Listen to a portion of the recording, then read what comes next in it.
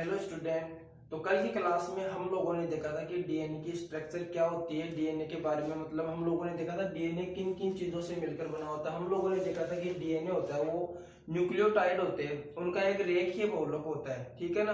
तो उसके बारे में हम लोगों ने किसने बताया था, सर्वप्रथम न्यूक्लिक अम्ल की खोज की थी फ्रेडरिक मिस्टर ने, उसके बारे में हम लोगों ने देख लिया था। तो आज हम उसी कड़ी को आगे बढ़ाते हुए क्या करेंगे, इस चैप्टर को आगे लेकर चलेंगे और कंटिन्यू इसी तरीके से हमारी क्लासें आती रहेगी और हम लोग क्या करते रहेंगे, वीडियो को अपलोड करते रहेंगे और आप अपना प्यार और सपोर्ट बनाए रखें। तो शुरू करते हैं आज की क्लास के अंदर। हम लोग देखेंगे सबसे पहले थोड़ा सा पीछे का रिवीजन देख लेते हैं ना। न्यूक्लियोटाइड क्या होता है, मैंने ये बताया था कल आपको कि न्यूक्लियोटाइड होता है वो डीएनए का एकलक होता है। मतलब एकलक वो चीज होती है जिसके द्वारा कोई चीज बनती है। मतलब वो चीज जैसे बार बार आएगी तो क्या बन जाएगी, डीएनए की संरचना बन जाएगी। एकलक ऐसी इकाई जो क्या करती है, जिसकी पुनरावृत्ति होने से या फिर बार बार आने से क्या बनता है, वह चीज बनती है, एकलक कहलाता है। तो डीएनए का एकलक कौन है, न्यूक्लियोटाइड है, ये मैंने कल आपको बता दिया था। इसके आगे फिर मैंने आपको बताया था कि जो न्यूक्लियोटाइड होते हैं वो तीन चीजों से, तीन अणुओं से मिलकर बने हुए होते हैं। पहला अणु क्या होता है, पहला अणु होता है आपके पेंटोज शुगर। पेंटोज शुगर ये मैंने कल आपको बता दिया था। आगे की बात करते हैं, फिर हम लोगों ने बताया था कि दूसरा अणु होता है। दूसरा अणु कौन होता है, इसके अंदर नाइट्रोजनी क्षारक या नाइट्रोजिनस बेस। फिर आता है आपका फॉस्फेट ग्रुप। तो आपके जो न्यूक्लियोटाइड होते हैं वो तीन चीजों से मिलकर बनते हैं, पेंटोज शुगर, नाइट्रोजिनस बेस और हो जाएगा आपका फॉस्फेट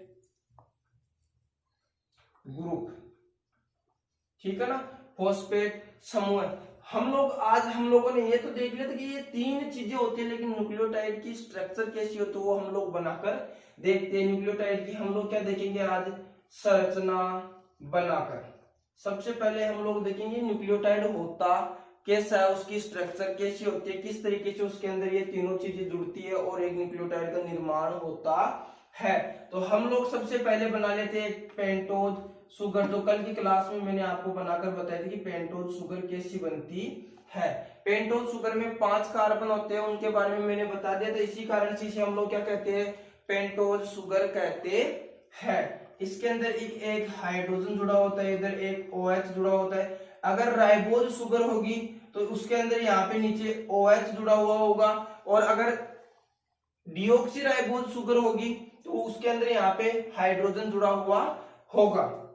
फिर हम लोगों ने इधर OH को जोड़ा था, इधर किसको जोड़ा था, H को जोड़ा था। फिर हम लोगों ने इधर H जोड़ा था और इधर CH2OH को जोड़ा था। ये हो गई आपकी राइबोज शुगर। कौन सी शुगर हो गई, राइबोज शुगर। कि सर डीऑक्सी राइबोज शुगर में क्या होगा, डीऑक्सी राइबोज शुगर में अगर आप लोग यहाँ से O हटा दोगे तो ये कौन बन गई आपकी, डीऑक्सी राइबोज शुगर बन गई। हम लोग राइबोज शुगर को लेकर एक न्यूक्लियोटाइड बनाने जा रहे हैं। तो इस वाले कार्बन पे देखो, सबसे पहले मैं आपको इसकी नंबरिंग करना सुनाता हूँ कि नंबरिंग कैसे होती है वो सीखो आप लोग। हमेशा नंबरिंग कहां से करेंगे, पेंटोज शुगर की इस साइड से करेंगे। 1 2 3 4 और 5। कितने कार्बन हो गए, 5 कार्बन हो गए। कितने हो गए, इसके अंदर 5 कार्बन हो गए। और किधर करेंगे, इस तरह, इस साइड से, जिस साइड में CH2OH जुड़ा होगा उसकी उल्टे साइड से या फिर उसके विपरीत साइड से हम लोग क्या करेंगे, इसकी नंबरिंग करेंगे। तो इधर से देखो 1 2 3 4 और 5। कितने कार्बन हो गए, इसके अंदर 5 कार्बन हो गए। तो इन 5 कार्बनों की वजह से हम लोग इसको क्या बोलते हैं, पेंटोज शुगर बोलते हैं। तो इसके अंदर जो नाइट्रोजनी क्षारक होता है वो इस वाले OH को हटा दो और यहां पर जुड़ेगा। शॉर्ट में लिख देता हूं मैं N बेस। जो नाइट्रोजनी क्षारक होता है वो 1 नंबर कार्बन पे जुड़ता है। कितने नंबर कार्बन पे जुड़ेगा, 1 नंबर कार्बन पे जुड़ेगा। सर इन दोनों के बीच में एक बॉन्ड बना है, बंध बना है। इस बंध को हम क्या कहेंगे, इस बंध को हम लोग कहेंगे ग्लाइकोसिडिक बंध। ग्लाइकोसिडिक बंध या ग्लाइकोसिडिक बॉन्ड बोलेंगे।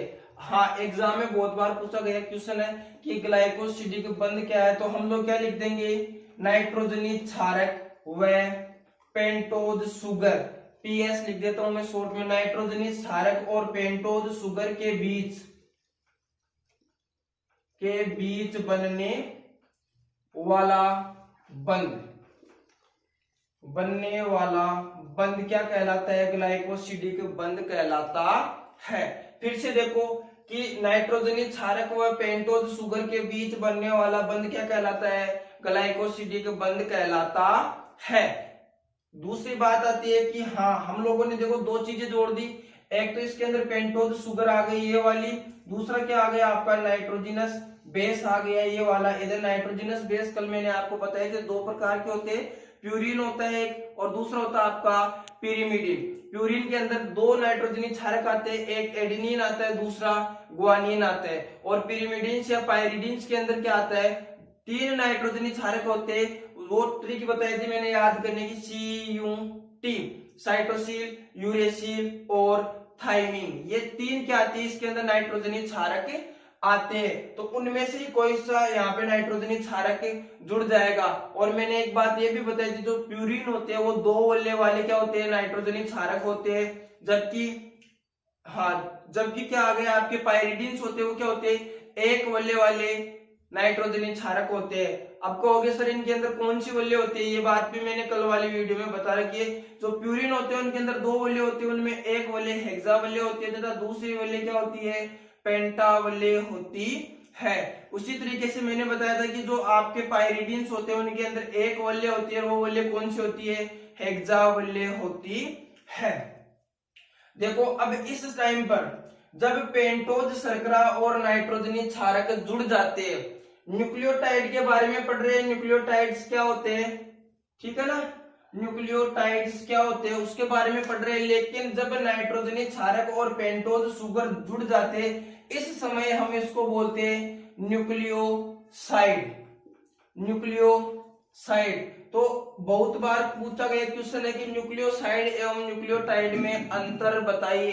तो हम लोग लिख देंगे न्यूक्लियोसाइड के अंदर नाइट्रोजनी क्षारक और जो पेंटोज शर्करा होती है वो जुड़े हुए होते हैं। और कौन से बंध के द्वारा जुड़े होते हैं? ग्लाइकोसिडिक बंध के द्वारा जुड़े हुए होते हैं। जबकि हम लोग बताएंगे आपसे कुछ न्यूक्लियोटाइड क्या होते हैं। तो न्यूक्लियोटाइड में क्या आएगा? नाइट्रोजनी क्षारक भी आएगी, पेंटोज शर्करा भी आएगी, लेकिन उसके अलावा क्या आ जाएगा? एक अलग से फास्फेट समूह आ जाएगा। इधर देखो मैं लिख देता हूं, आप लोग नोट कर लेना। जो न्यूक्लियोटाइड होते हैं इनके अंदर क्या आती है? तीन चीजें आती है, तीन अणुओं से मिलकर बनते हैं न्यूक्लियोटाइड, तीन अणुओं से मिलकर बनते हैं। पीएस लिख देता हूं मैं, पेंटोज शुगर प्लस नाइट्रोजनी क्षारक एंड बेस, ठीक है ना, प्लस फास्फेट ग्रुप, पीजी लिख देता हूं। तो न्यूक्लियोटाइड के अंदर तीन अणु होते हैं, न्यूक्लियोटाइड तीन अणुओं से मिलकर बना होता है, पेंटोज शुगर, नाइट्रोजनी क्षारक या नाइट्रोजिनस बेस और फॉस्फेट ग्रुप। जबकि जो न्यूक्लियोसाइड होते हैं, न्यूक्लियोसाइड्स जो होते हैं उनके अंदर क्या होती है? पेंटोज शुगर भी होती है और नाइट्रोजनी बेस भी होते हैं। पेंटोज शुगर भी होती है और क्या होती है? नाइट्रोजनिक बेस भी होते हैं। लेकिन इनके अंदर फास्फेट ग्रुप नहीं होता। कौन नहीं होता? फॉस्फेट ग्रुप नहीं होता। तो ये यहां तक अब तक जो स्ट्रक्चर बनी है वो किसकी है? न्यूक्लियोसाइड की है। अब हम लोग इसके अंदर क्या जोड़ देंगे? फॉस्फेट ग्रुप जोड़ देंगे, तो वो क्या हो जाएगा? न्यूक्लियोटाइड बन जाएगा, ठीक है ना। कि सर न्यूक्लियोटाइड का तो आपने बता दिया कि ये तो क्या करता है? डीएनए का एकलक है, न्यूक्लिक अम्ल का एकलक है। ये क्या करेगा? पुनरावृत्ति करके जुड़ता जाएगा फास्फोडाइएस्टर बंध के द्वारा और क्या बना लेगा? डीएनए बना लेगा, न्यूक्लिक अम्ल बना लेगा। फिर ये क्या काम में आता है? सर न्यूक्लियोसाइड का काम क्या है? न्यूक्लियोसाइड क्या करता है? जब आवश्यकता होती है तो किस में बदल जाता है? न्यूक्लियोटाइड में बदल जाता है। तो न्यूक्लियोसाइड ये वो किस में बदल जाएंगे? न्यूक्लियोटाइड में बदल जाएंगे। सर ऐसे कैसे बदल जाएंगे? भाई इसके अंदर एक चीज की तो कमी है ना, फॉस्फेट ग्रुप की। इसके इधर यहाँ पे आके कौन जुड़ जाएगा? फॉस्फेट ग्रुप जुड़ जाएगा। फॉस्फेट ग्रुप जुड़ जाएगा तो क्या बन जाएंगे? न्यूक्लियोसाइड से न्यूक्लियोटाइड बन जाएगा। अब देखो कि सर हमें फिर न्यूक्लियोटाइड बनाकर दिखाओ पूरा कि ये तो क्या हो गया? आपका न्यूक्लियोसाइड हो गया। तो मैं यहाँ पे CH2OH को इसे खोलकर लिख देता हूं। कैसे लिख देता हूं? यहाँ पे C H2 और इधर मैं लिख देता हूं OH, CH2OH। फिर मैं यहाँ पे क्या लिख दूंगा, फॉस्फेट ग्रुप जो कल मैंने संरचना बनाकर बताई थी ना, OH और OH, ये होता है आपका फॉस्फोरिक अम्ल H3PO4, जिससे क्या बनता है, फॉस्फेट ग्रुप बनता है। इधर देखना, यहां से क्या होगा, इधर से एक हाइड्रोजन और इधर से एक हाइड्रोजन और उधर से एक ऑक्सीजन, ये दोनों मिल जाएंगे और क्या निकल जाएगा, यहां से जल का अणु बाहर निकल जाएगा। मैं लिख देता हूं -H2O, और यहाँ पे क्या बन जाएगा, एक बंध बन जाएगा। देखो बंध किस तरीके से बनेगा, ये इतनी चीजें यहां से निकल गई, कौन निकल गया, H2O बाहर निकल गया, तो यहाँ पे एक इस तरीके का क्या बन जाएगा, बंध बन जाएगा। किस तरीके का, इस तरीके का यहाँ पे एक बंध बन जाएगा, ठीक है ना। इस बंध के कारण क्या हो गया, यहाँ पे फॉस्फेट ग्रुप जुड़ गया, जुड़ा या नहीं जुड़ा, फॉस्फेट ग्रुप जुड़ गया ना यहाँ पे। तो अब ये क्या हो गया, न्यूक्लियोटाइड की जगह किस में बदल गया, न्यूक्लियोसाइड में बदल गया। सॉरी न्यूक्लियोसाइड की जगह क्या हो गया, न्यूक्लियोटाइड हो गया, ठीक है। यहां तक कोई डाउट नहीं होना चाहिए। तो न्यूक्लियोसाइड होते हैं वही किस में बदल जाते हैं, न्यूक्लियोटाइड में बदल जाते हैं। न्यूक्लियोसाइड के अंदर पेंटोज शुगर और नाइट्रोजनी क्षारक होते हैं, जबकि न्यूक्लियोटाइड के अंदर पेंटोज शुगर और नाइट्रोजनी क्षारक तो होंगे, लेकिन उनके साथ और क्या होगा, फॉस्फेट ग्रुप भी जुड़ा हुआ होगा। तो ऐसी स्ट्रक्चर होती है आपकी एक न्यूक्लियोटाइड की। इधर नाइट्रोजनी क्षारक होता है, इसकी जगह पे देखो नाइट्रोजनी क्षारक एडेनिन आ सकता है, ग्वानिन आ सकता है, साइटोसिन आ सकता है और थाइमिन आ सकता है। हम लोग बात कर रहे हैं डीएनए की, तो डीएनए में थाइमिन आएगा। सर यूरेसिल कहाँ गया, तो आगे चर्चा करेंगे कि भाई जब आरएनए की बात आती है तो थाइमिन के स्थान पे कौन आ जाता है, यूरेसिल आ जाता है। वो चर्चा हम लोग आगे करेंगे। तो हम लोगों ने न्यूक्लियोटाइड की स्ट्रक्चर देख ली। फिर सर आपने बताया था कि न्यूक्लियोटाइड जुड़ जुड़कर क्या बनाते हैं, डीएनए बनाते हैं। तो सर कैसे बनाते हैं, तो हम लोग उस चीज को देखते हैं कि न्यूक्लियोटाइड जुड़ के क्या न्यूक्लियो और डीएनए की स्ट्रक्चर कैसे बनाते हैं। न्यूक्लियोटाइड जुड़कर डीएनए की स्ट्रक्चर कैसे बनाते हैं, तो हम लोग देखते हैं पॉली न्यूक्लियोटाइड। भाई डीएनए बनाने से पहले हम लोग देखेंगे पॉली न्यूक्लियोटाइड क्या होता है। पॉली मतलब बहुत सारे, पॉली न्यूक्लियोटाइड क्या होते हैं, पॉली का मतलब बहुत सारे और न्यूक्लियोटाइड का मतलब न्यूक्लियोटाइड। बहुत सारे न्यूक्लियोटाइड आपस में जुड़कर जिस संरचना का निर्माण करेंगे उसे हम लोग क्या कहेंगे, पॉली न्यूक्लियोटाइड बोलेंगे। देखना पॉली न्यूक्लियोटाइड क्या होती है।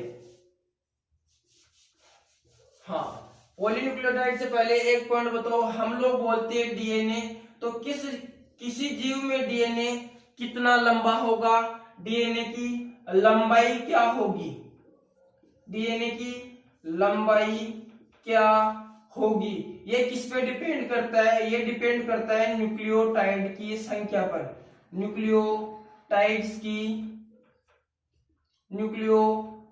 की संख्या पर, कि इसके डीएनए के अंदर कितने न्यूक्लियोटाइड है, किसी जीव के डीएनए के अंदर कितने न्यूक्लियोटाइड है, वो डिपेंड करेगा कि उसकी लंबाई कितनी होगी। जितने ज्यादा न्यूक्लियोटाइड होगा उतने ज्यादा क्या होगा, डीएनए लंबा होगा। तो फिर कुछ एग्जांपल आते हैं, एनसीईआरटी में दे रखे जीवाणु बोझी, कौन सा वाला, 5x174, इसके अंदर कितने होते हैं, इसके अंदर 5386 न्यूक्लियोटाइड होते हैं, ठीक है ना।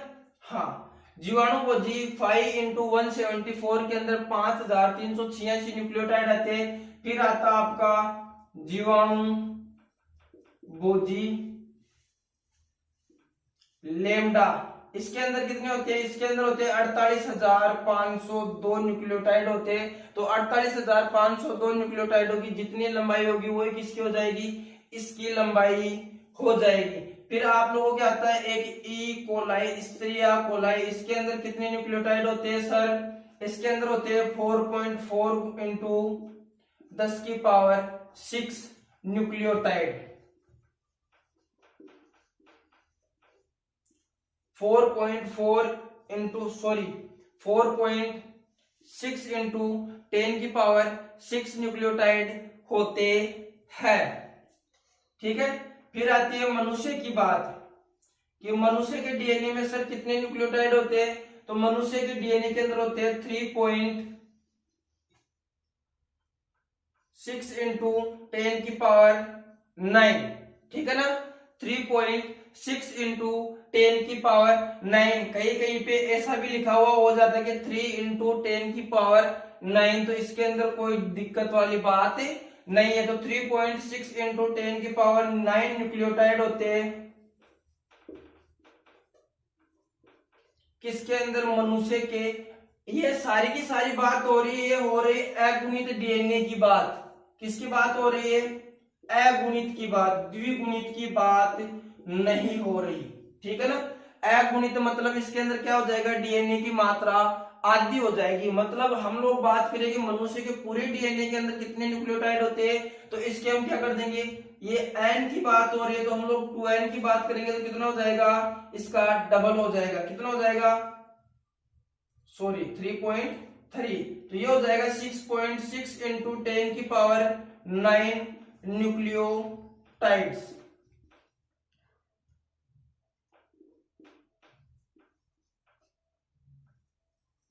6.6 इंटू 10⁹ न्यूक्लियोटाइड्स हो जाएगी मनुष्य के पूरे डीएनए के अंदर। ठीक है ना, एक कोशिका के अंदर कितना डीएनए होता है और उस कोशिका के केंद्र के अंदर डीएनए होता है, उसके अंदर कितने न्यूक्लियोटाइड होंगे एक कोशिका के अंदर, 6.6 इंटू 10⁹ न्यूक्लियोटाइड होंगे। फिर हम लोग बनाते हैं पॉलीन्यूक्लियोटाइड की स्ट्रक्चर। भाई किसी भी जीव का डीएनए है वो कितना लंबा है, वो क्या किस पे डिपेंड करेगा कि उस जीव के डीएनए के अंदर कितने न्यूक्लियोटाइड होते हैं, उस चीज के ऊपर क्या करेगा, वो डिपेंड करेगा। ठीक है ना, फिर हम लोग आगे की बात देखते हैं क्या होता है। देखो पॉलीन्यूक्लियोटाइड की संरचना बनाएंगे तो उससे पहले हम लोग 2-4 न्यूक्लियोटाइड्स बना लेते हैं। ये एक पेंटोज शुगर हो जाएगी। ठीक है ना,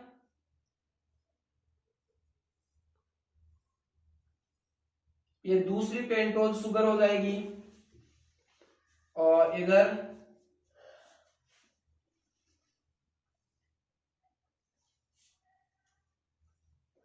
ये तीसरी पेंटोज शुगर हो जाएगी और एक पेंटोज शुगर और इधर ही बना लेते हैं आगे, है ना।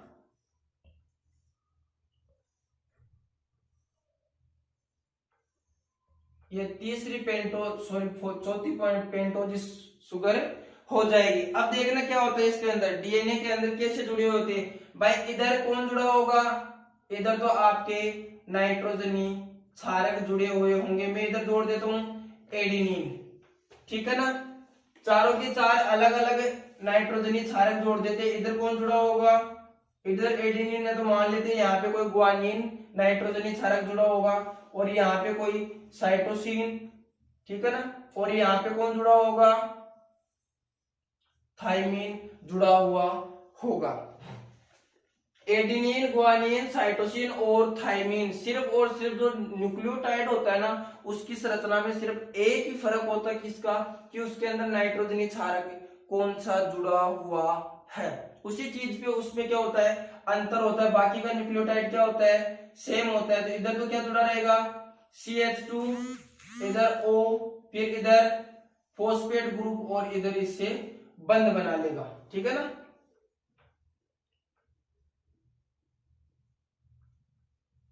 इस तरीके से बंद बना हुआ होता है। CH2O फॉस्फेट ग्रुप और इधर फिर से ऑक्सीजन, इधर ऐसे जुड़े हुए होते हैं।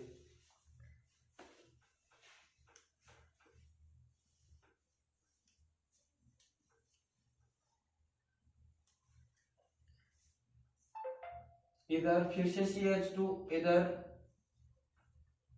OH लिख देते भाई। आगे कोई फॉस्फेट अभी तक नहीं जुड़ा हुआ है तो इधर मान लेते हैं, चलो P लिख देते हैं डायरेक्ट, और इधर P। हाँ इसको बना देते, इधर OH जुड़ा हुआ रहेगा, इधर HH, ठीक है ना। कौन सी शुगर ले रहे हैं? डीऑक्सी राइबोज शुगर ले रहे हैं। इधर H, इधर भी H, और इधर वाला H ऐसे जुड़ा रहेगा।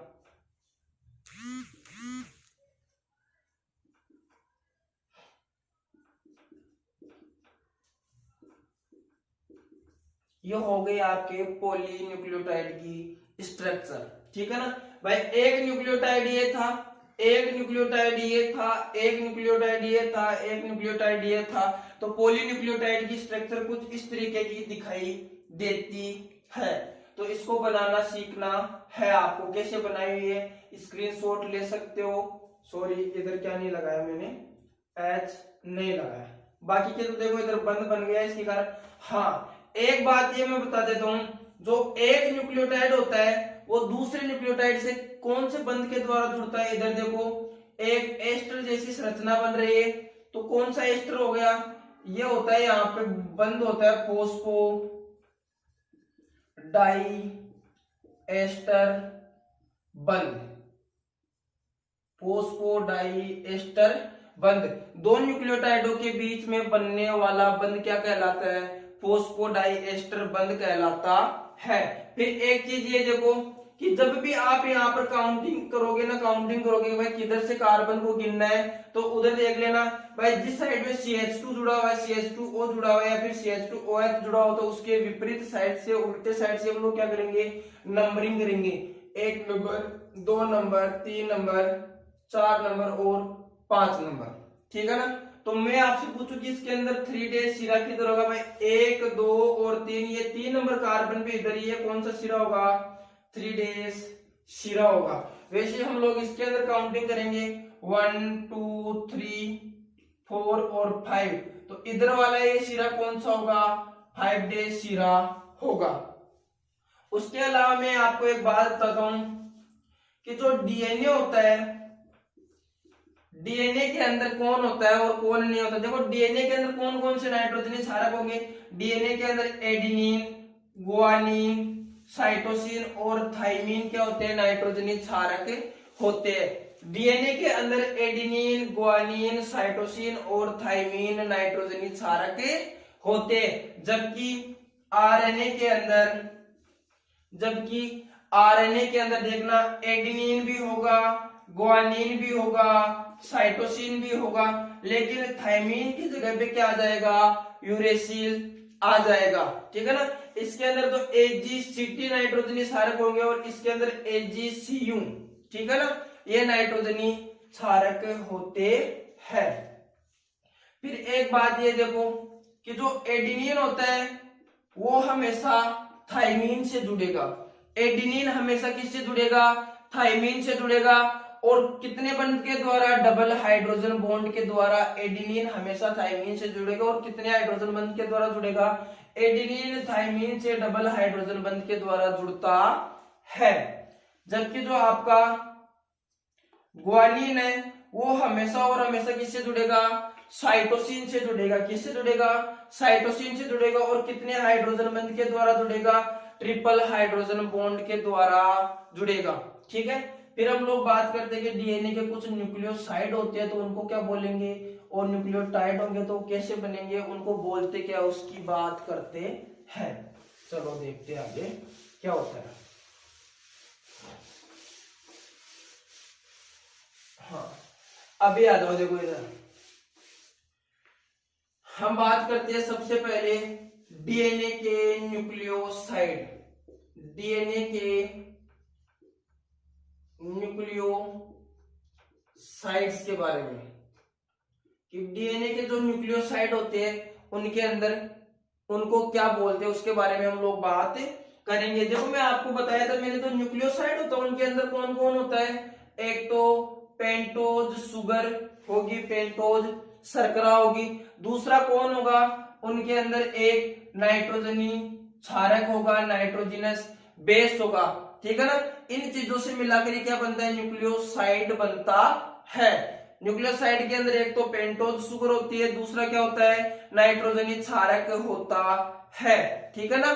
तो पेंटोज शुगर और नाइट्रोजनी क्षारक को हमें जोड़ना है और क्या बनाना है, न्यूक्लियोसाइड बनाने। अलग अलग नाइट्रोजनी क्षारक बनाएंगे, अलग अलग क्या बन जाएंगे, न्यूक्लियोसाइड बन जाएंगे। हम लोग पहले जोड़ लेते हैं।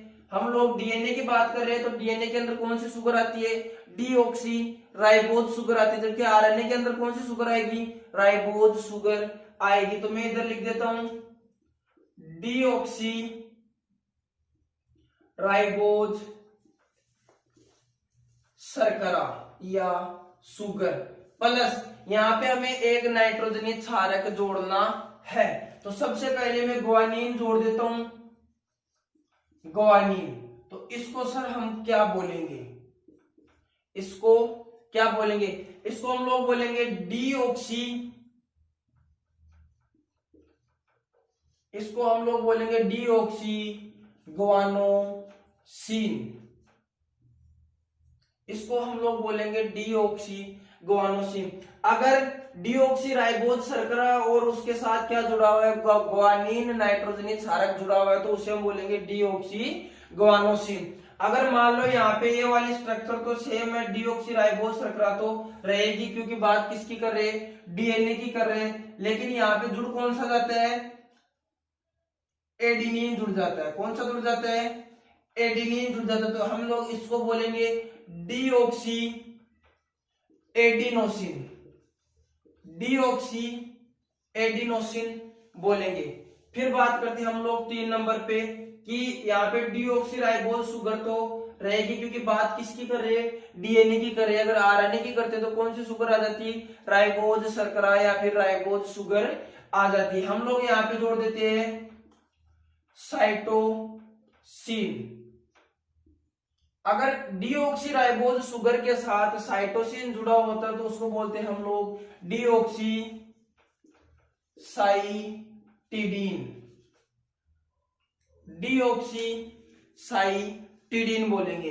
अगर यहाँ पे कौन सा जुड़ा हो, भाई डीएनए की बात करें तो डीऑक्सी राइबोज शर्करा तो रहेगी, आरएनए होता तो राइबोज शर्करा आ जाती है। हम लोग यहाँ पे जोड़ देते हैं कौन सा बच गया, यहाँ पे एडिनिन आ गया, ग्वानिन आ गया, साइटोसिन आ गया और थाइमीन।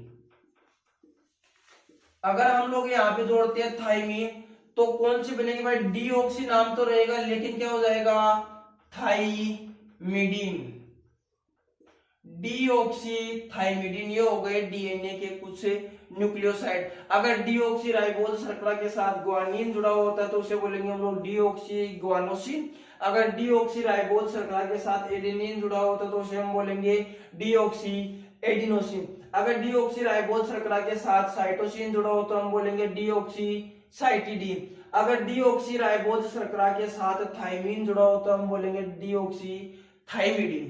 ठीक है ना। फिर हम लोग बात करते हैं डीएनए के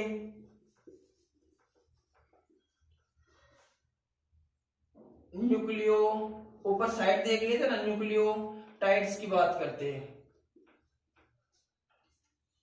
पहली बात तो हम लोग देखते हैं कि न्यूक्लियोसाइड होते हैं उनके अंदर तो पेंटोज शर्करा और सिर्फ नाइट्रोजनी क्षारक होता है, लेकिन इनके अंदर और एक चीज और आ जाती है। कौन सी आ जाती है, पेंटोज शुगर तो रहेगी, नाइट्रोजनी क्षारक नाइट्रोजनस बेस भी रहेंगे, प्लस एक और आ जाएगा आपका फॉस्फेट ग्रुप। दोनों के अंदर यही डिफरेंस होता है न्यूक्लियोसाइड और न्यूक्लियोटाइड के अंदर। इसके अंदर फॉस्फेट ग्रुप होता है, न्यूक्लियोटाइड के अंदर फॉस्फेट ग्रुप होता है, जबकि न्यूक्लियोसाइड के अंदर फॉस्फेट ग्रुप नहीं होता है। ठीक है, पहला बनाते हैं हम लोग, इसका थोड़ा लंबा चलेगा ना। हाँ, तो शर्करा, भाई डीएनए की बात करें तो शर्करा कौन सी आ जाएगी, डीऑक्सी राइबोज शर्करा, प्लस इसके साथ हम लोग ले लेते हैं फॉस्फेट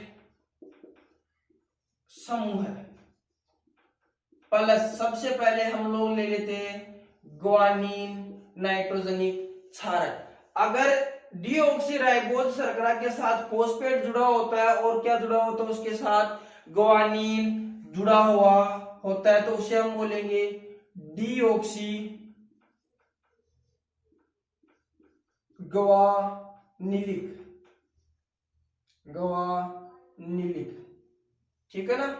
कौन सा जुड़ा हुआ है, डीऑक्सीराइबोज शर्करा है और फॉस्फेट समूह जुड़ा हुआ। और अगर नाइट्रोजनी क्षारक कौन सा जुड़ा हुआ है, ग्वानिन जुड़ा हुआ है, तो हम उसको बोलेंगे डीऑक्सी ग्वानिलिक। ठीक है ना। 2 नंबर डीऑक्सीराइबोज शर्करा रहेगी, न्यूक्लियोटाइड की बात कर रहे हैं तो फॉस्फेट समूह भी रहेगा, प्लस चेंज कौन होगा, सिर्फ और सिर्फ आपका नाइट्रोजनी क्षारक। तो यहाँ पे हम लोग जोड़ते थे एडिनिन को, एडिनिन जुड़ा होगा तो डीऑक्सी एडिनिलिक बोलेंगे, इसको क्या बोलेंगे, डीऑक्सी एडिनिलिक बोल देंगे। फिर बात हम लोग करते हैं 3 नंबर पे, भाई डीऑक्सीराइबोज शर्करा भी रहेगी, फॉस्फेट ग्रुप भी रहेगा, लेकिन हम लोग कौन सा ले लेते हैं, नाइट्रोजनी क्षारक ले लेते हैं हम लोग, साइटोसिन।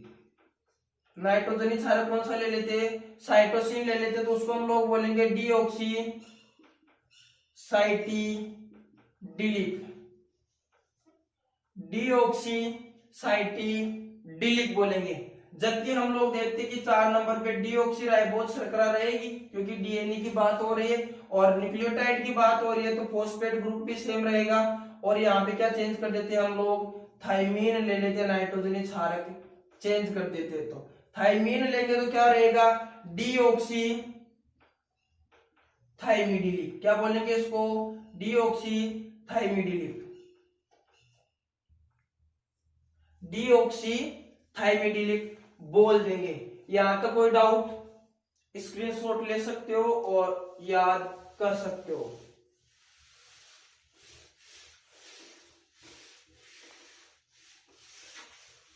फिर हम लोग बात करेंगे आगे कि सर फॉस्फोडाइएस्टर बंध क्या होता है, इसी के बारे में हम लोग चर्चा करेंगे। क्या करेंगे, फॉस्फोडाइएस्टर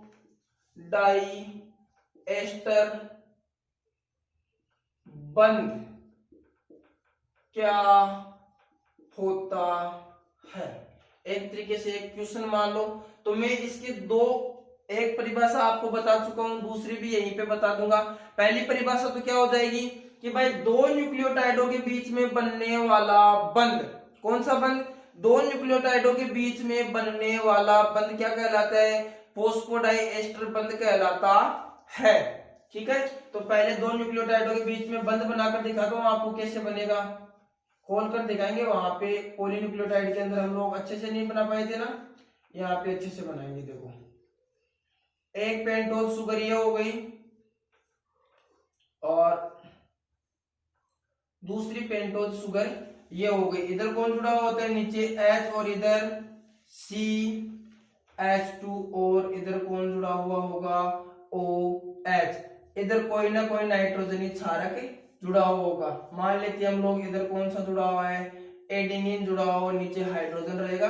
बात डीएनए की कर रहे हैं तो डीएनए में हम लोग का क्या आएगा, यहाँ पे H आएगा। अगर आरएनए की बात करते तो यहाँ पे OH आता, ठीक है ना, क्योंकि राइबोज शुगर में यहाँ पे इस जगह पे दूसरे नंबर के कार्बन पे क्या आता है, OH आता है। जबकि डीएनए के अंदर यहाँ पे डीऑक्सीराइबोज शर्करा के अंदर यहाँ पे 1 और 2 नंबर के कार्बन पे क्या आता है, सिर्फ हाइड्रोजन आता है। ये अंतर होता है दोनों के अंदर, किसके अंदर, राइबोज शुगर और डीऑक्सीराइबोज शुगर के अंदर। इधर H और इधर तो OH ही रहेगा।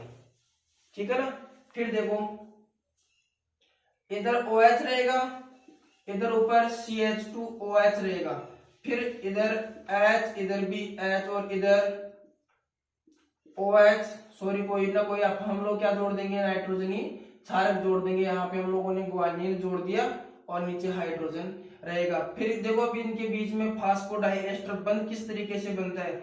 इधर देखो एक फॉस्फोरस आ जाएगा, OH आ जाएगा, इधर भी OH आ जाएगा, इधर डबल बॉन्ड O और इधर OH। अब देखो फॉस्फोडाइएस्टर बंध इस तरीके से बनता है, यहाँ का तो एक हाइड्रोजन और इस तरीके इस साइड का OH। यहाँ पर भी देखो एक हाइड्रोजन, इस साइड का OH और इस साइड का एक हाइड्रोजन, एक H2O यहाँ से निकल जाएगा, एक H2O यहाँ से निकल जाएगा। तो इस तरीके से निकलने के बाद इनके बीच में कुछ इस तरीके का बंध बनेगा। दो जल के अणु निकालने के बाद में यहाँ पे देखो कुछ इस तरीके का बंध बन जाएगा। तो ये वाला जो बंध बना है यहाँ पे, यहां से लेकर यहां तक का, इस बंध को हम लोग क्या बोलते हैं, फोस्फोडाइएस्टर बंध। फोस्फोडाइएस्टर बंध। फोस्फोडाइएस्टर बंध की परिभाषा क्या है, दो न्यूक्लियोटाइडों के बीच में बनने वाला बंध क्या कहलाता है, फोस्फोडाइएस्टर बंध कहलाता है। दूसरी परिभाषा देखो यहाँ पे 1 2 3 4 और 5, 1 2 3 4 और 5, इधर से नंबरिंग करेंगे, हमेशा करेंगे तो हम लोग क्या बोलेंगे, एक न्यूक्लियोटाइड के कौन सा सिरा है, 5 डेज सिरे, जबकि इधर देखो कौन सा है, इस न्यूक्लियोटाइड का कौन सा सिरा है, 3 डेज सिरे। तो दूसरी परिभाषा यह बन जाती है कि एक न्यूक्लियोटाइड के 5 डेज सिरे तथा दूसरे न्यूक्लियोटाइड के 3 डेज सिरे के बीच में बनने वाला बंध, एक न्यूक्लियोटाइड के 5 डेज सिरे तथा दूसरे न्यूक्लियोटाइड के 3 डेज सिरे के बीच में बनने वाला बंध फोस्फोडाइएस्टर बंध कहलाता है। उम्मीद करता हूं यहां तक आपको जितनी भी मैंने बातें की वो समझ में आई होगी, और बाकी की बातें करेंगे हम लोग कल। ठीक है, टाटा बाय बाय। और अगर वीडियो अच्छा लगा हो तो लाइक और चैनल को सब्सक्राइब करना न भूले। Thank you.